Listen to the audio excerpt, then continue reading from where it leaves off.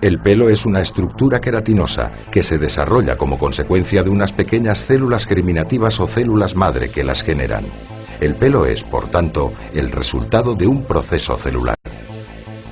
Estas células se encuentran en reposo dentro de la epidermis. En un momento determinado y por razones aún desconocidas, se activan para el inicio de la formación del pelo. Es entonces cuando la epidermis se engrosa y las células madre comienzan a migrar hacia la dermis. Una vez allí, las células madre comienzan el proceso de creación del pelo, iniciándose por la zona más profunda. El bulbo está unido como un corchete a la papila dérmica. A través de la comunicación establecida entre el tejido epitelial del bulbo y el tejido conectivo de la papila, se comienza a intercambiar mensajes provocando que estas células inicien la multiplicación de los queratinocitos en la parte más baja del bulbo. El pelo es, por lo tanto, la consecuencia de una multiplicación celular llamada mitosis. La presión hacia arriba de estos queratinocitos es lo que obliga al tallo piloso a subir hasta la superficie. El pelo tiene la tasa más alta de multiplicación celular del cuerpo humano. Esto explica su increíble velocidad de crecimiento de casi 1 centímetro en pocos días. Esta fase de crecimiento puede durar desde unos pocos meses hasta los 10 años y se llama anágena. En un momento determinado se frena la producción de queratinocitos y el pelo entra en una fase llamada catágena, que puede durar entre 1 a 3 semanas. El volumen del bulbo disminuye y se separa de la papila, comenzando a ascender a la superficie de la epidermis. Esta separación significa la muerte del pelo. A partir de este punto, el pelo se desprenderá con cualquier ligero movimiento. Esta fase se llama telógena. Durante dicho periodo, la papila abandona las profundidades de la dermis y permanecerá durante varios meses en una fase latente o de reposo. Pasado cierto tiempo y ante un estímulo aún desconocido, se restablecerá la comunicación entre el bulbo y la papila y comenzará un nuevo ciclo del pelo. La depilación es el proceso mediante el cual el pelo es eliminado de la piel.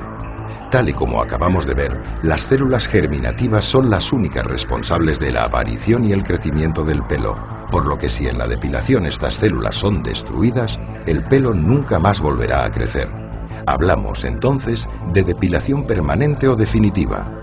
Por el contrario, si solo se elimina el pelo y las células permanecen inalteradas, el folículo piloso crecerá de nuevo, como consecuencia de que estas células, pasado un tiempo, volverán a generar queratina y vello.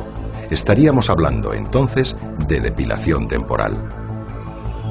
Veamos algunos casos de depilación temporal. En el rasurado, por ejemplo, lo único que se realiza es un corte de la parte exterior del pelo, por lo que el resto permanece inalterado y, por supuesto, las células continúan vivas. Pasadas unas horas, el pelo vuelve a salir a la superficie.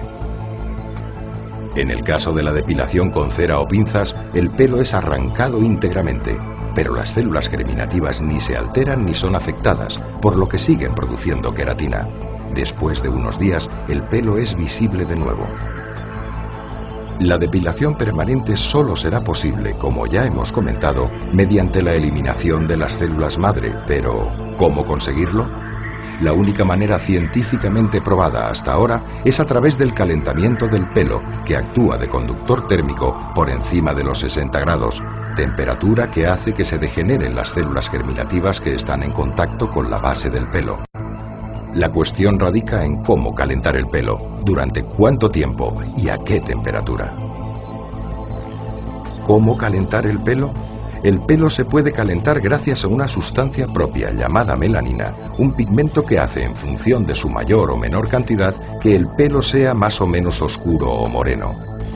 Pues bien, la melanina, además de otorgar el color al pelo, se caracteriza porque es capaz de absorber un determinado tipo de luz y transformarla en calor. Si la melanina se calienta, el pelo se calienta. Este pigmento no aumenta su temperatura con cualquier luz.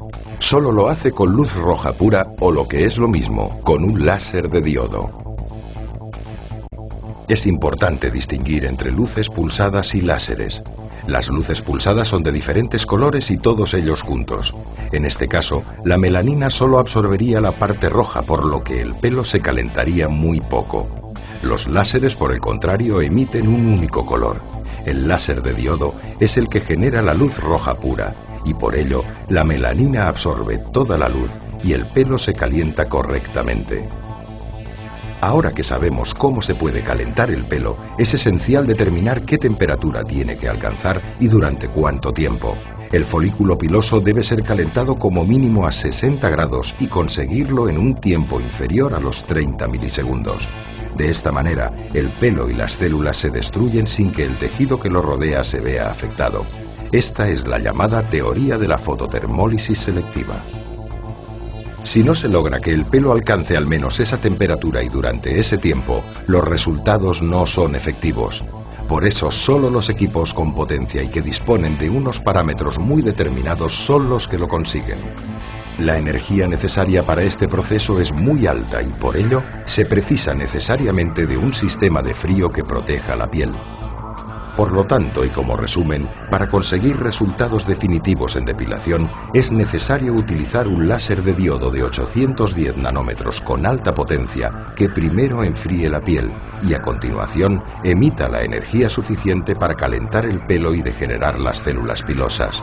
El pelo, pasados unos días, es expulsado por la piel y no vuelve a crecer más.